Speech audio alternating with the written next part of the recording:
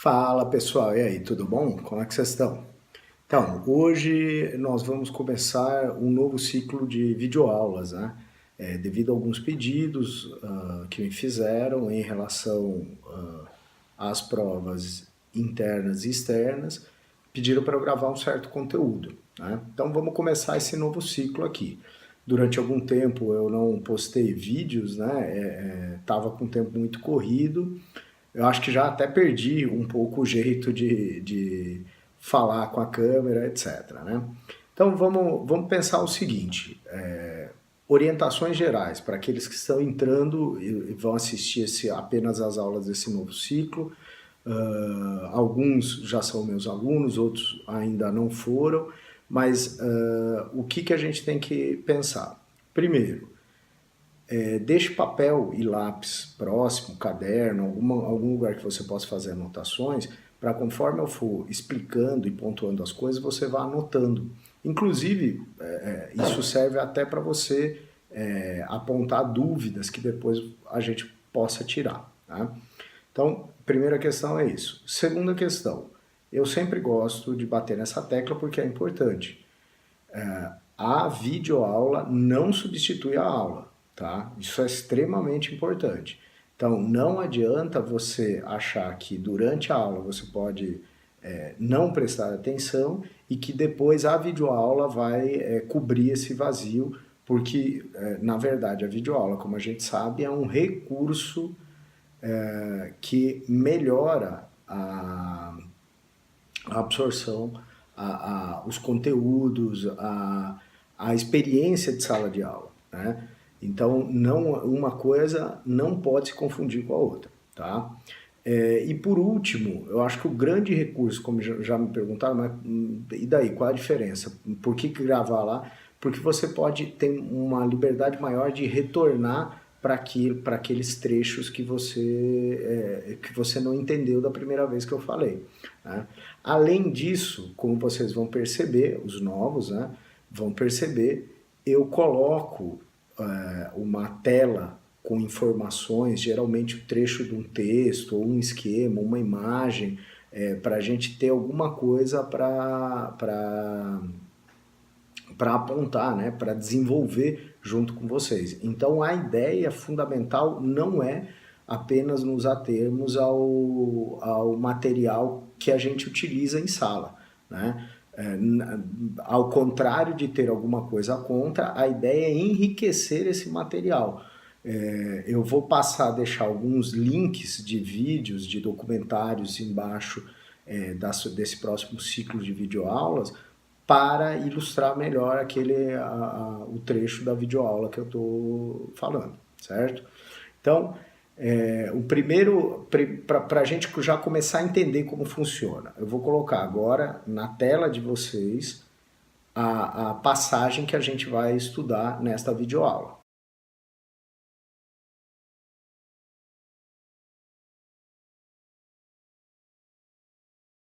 Muito bom. Então, basicamente, vamos trabalhar da seguinte forma. Quais são as informações importantes que a gente tem nesse trecho? Tá? Por que essa estagnação? Refere-se ao momento que a economia, estamos falando do período entre guerras, então, o período ao fim da Primeira Guerra Mundial, 1918, e a eclosão da Segunda Guerra Mundial, 1939, certo? Então, durante este período, nós vamos ter inúmeras dinâmicas, como nós já trabalhamos em sala de aula. Vão haver momentos em que as economias vão melhorar a sua situação e outros em que elas vão piorar a situação de maneira sistêmica, tá? Então, vamos pensar nesse primeiro momento. O que aconteceu? No geral, a gente diz o seguinte: a década de 20, o começo da década de 20, parecia um cenário muito promissor para as economias centrais europeias. Né? A princípio, a guerra tinha ficado para trás, você tinha que se voltar, os esforços do seu governo, do grupo que comandava o seu país, tinha que se voltar para a reconstrução dessa economia e isso fazia com que este momento aparecesse como uma grande oportunidade para determinados países e determinadas pessoas. Como nós já falamos, aquele que desponta como principal potência pós Primeira Guerra Mundial são os Estados Unidos. Então esse trecho que apareceu aí para vocês aponta exatamente isso. Vamos lá. Então, sugeriram-se vários motivos em relação a essa estagnação, como, por exemplo, que a maior das economias do mundo, a economia dos Estados Unidos, passara a ser praticamente autossuficiente. Isso é importante porque o que a gente viu?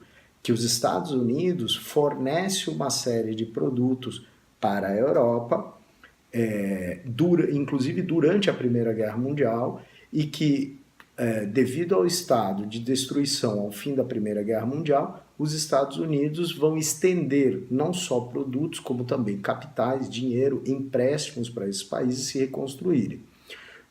O que o Hobsbawm aponta de maneira genérica, a gente vai ver isso com mais detalhes nas aulas, é que a economia norte-americana ela não tinha fortes dependências em relação ao comércio internacional na aquisição de produtos.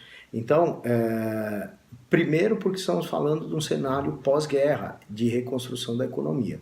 Segundo, porque a economia norte-americana conseguiu chegar a um relativo desenvolvimento tal que ela supria suas principais necessidades, tá? Ficando marginalmente, ficando com apenas entrada de produtos, de matérias-primas, produtos que não eram fundamentais para a economia norte-americana. O que acontece é o seguinte, e ele chama atenção para isso. Apesar desse cenário estar plenamente instalado nos Estados Unidos, o que passou a acontecer com as economias que se reconstruíram foi também seguir essa tendência de autossuficiência, da tentativa de você produzir aquilo que você necessita. E, na realidade, isso facilitou a adoção por parte desses países, desses governos, de um certo protecionismo em relação às suas economias. É exatamente isso que ele cita aqui. Cada estado agora fazia o mais possível para proteger suas economias de ameaças externas. Essas ameaças externas nem sempre eram, por exemplo, tentativas de invasão, mas sim o comércio. Então, qual é a ideia que a gente precisa manter na cabeça no período da reconstrução da Europa? Essas economias, para tentarem melhorar ou para tentarem turbinar suas economias nacionais, de certa forma começam a criar entraves ou dificultar a entrada de produtos que vinham de fora, para tentar aquecer a própria economia, a própria indústria nacional. O resultado disso, se a gente pegar a tendência geral, ou seja, a tendência dos Estados Unidos e dos outros países, vai ser um crescimento das barreiras protecionistas, um movimento, uma tendência de proteção da própria economia, o que dificulta muito o comércio internacional. Isso é fácil de perceber, é sempre bom lembrar, é fácil de perceber anos depois de ter acontecido. Mas naquele momento era uma questão de sobrevivência e cada estado olhava muito mais para as suas próprias necessidades do que para o cenário geral. Esse, digamos, já foi apontado como um dos grandes problemas de um sistema de economias liberal. Você não tem, especialmente nesse momento, às vésperas de 29, a coordenação dessas economias de tal forma a perceber quais são os perigos que se aproximam dela. Se você está vivendo uma época que é exatamente isso que depois vai ser conhecido como bolha especulativa, então você tem uma percepção de que existe um consumo e você passa a produzir em escala crescente para atender esse consumo sem que esse consumo de fato corresponda a esse crescente desenvolvimento industrial. Tá? Me parece que eu não selecionei esse trecho, volto o trecho aí para vocês.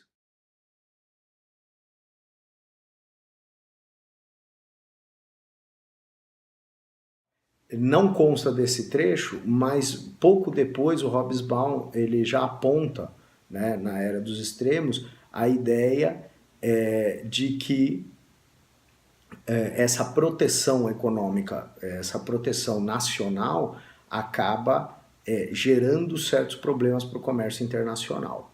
Então, o que acontece?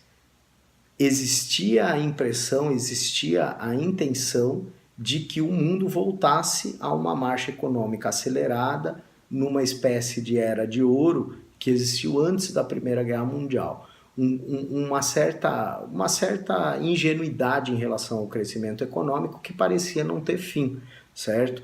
E que a guerra veio solapar, veio dificultar esse desenvolvimento. Tá? Então, é isso que essa menção que ele faz quando ele diz o seguinte: tanto homens de negócio quanto governos tinham tido a esperança que, após a perturbação temporária da Guerra Mundial, a economia mundial, de alguma forma, retornasse aos dias felizes antes de 1914, certo? Era aquela idade, alguns chamam de época de ouro, idade de ouro, momento de felicidade plena, em que você acreditava, justamente por não haver coordenação, que você teria um consumo crescente de produtos.